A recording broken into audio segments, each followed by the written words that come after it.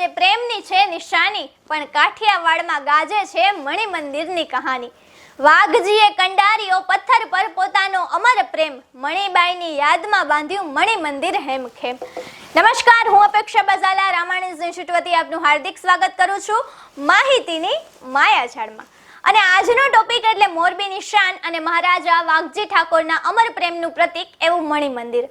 જી હા મિત્રો, આજે મારે એક એવી ઇમારત વિશે વાત કરવી છે જે માત્ર પથ્થર, ચૂનો કે માટીનું માળખું નથી, પણ એમાં એક રાજાના હૃદયના ધબકારા સંભળાય છે, અને એ એટલે કે ગુજરાતના તાજમહેલ તરીકે ઓળખાતા મોરબીનું મણિ મંદિર।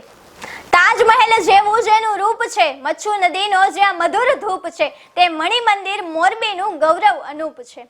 મિત્રો, ઇતિહાસના પાના ફેરવીએ તો જણાય છે કે 1935માં મોરબીના પ્રજાવત્સલ રાજવી મહારાજા વાઘજી ઠાકોરે ભવ્ય સ્થાપત્યનું નિર્માણ કરાવ્યું હતું। લોકો કહે છે કે શાહજહાંએ મુમતાઝની યાદમાં તાજમહેલ બનાવ્યો, પણ વાઘજી ઠાકોરે મણિબાઈની સ્મૃતિમાં આ મણિ મંદિર કંડાર્યું।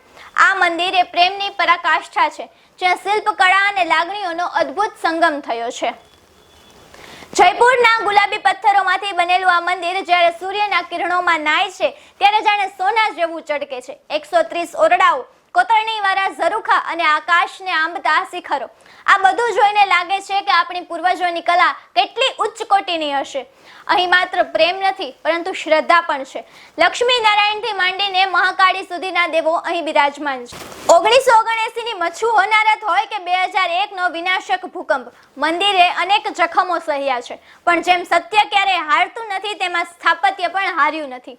આજે ફરી એ પોતાની ભવ્યતા સાથે ઊભું છે, જે આપણને શીખવે છે કે ગમે તેટલી મુસીબત આવે, જો પાયો મજબૂત હોય તો ફરી બેઠા થઈ શકાય છે। મિત્રો, મણિ મંદિર એ મોરબીની અસ્મિતા છે, ગુજરાતનો વારસો છે। તે આપણને યાદ અપાવે છે કે સત્તા અને સંપત્તિ તો આવે ને જાય, પણ જે કલા અને પ્રેમ પથ્થરોમાં કંડારાય છે તે સદીઓ સુધી જીવંત રહે છે। તો આવો આપણે પણ આપણા આવા બધા ભવ્ય વારસાને જાળવવાનું પ્રણ લઈએ। તો ચાલો ફરી મળીશું નવી માહિતી સાથે માહિતીની માયાજાળમાં। જય હિન્દ, જય ભારત, જય જય ગરવી ગુજરાત।